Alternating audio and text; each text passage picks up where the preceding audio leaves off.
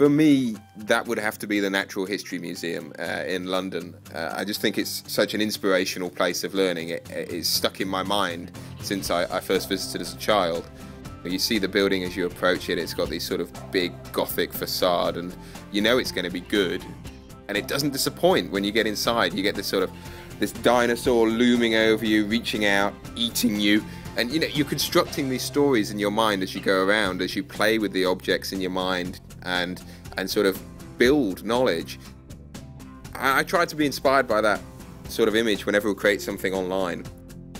Not always been successful in doing it. Quite often, you get issues about money or time or just how are we going to create an exciting and engaging piece of e-learning. And the trouble is we don't often do it. We end up with this sort of next button robot approach where we just try and get as much information and cram it into people's brains as we possibly can. But of course that's not how people learn, so we're wasting our time and our money quite a lot. So we wanted to move things on to a new approach. We wanted to sit down and have a think about what it is that really turns us on to learning and how we actually learn. And a big part of that was recognizing that content isn't the issue. Content is everywhere. I don't know if you've checked out YouTube recently, but they've got a few videos.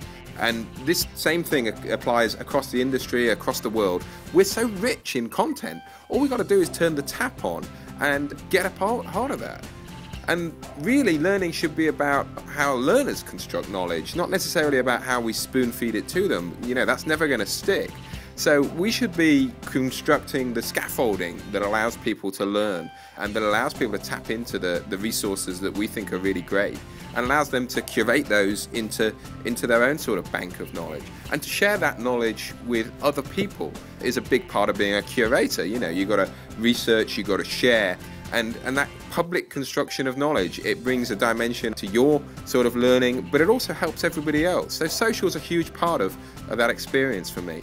So I guess this is where we came to Curatr from. We wanted to make something that was rich and allowed you to tap into any form of content. We wanted to make something that was active, something that meant you were actively constructing knowledge as part of the process, and something that was social, because you've got to be social when you're constructing knowledge, getting opinions, getting feedback, and knowing where you fit in the world. That's kind of my version of the Natural History Museum. That's Curatr.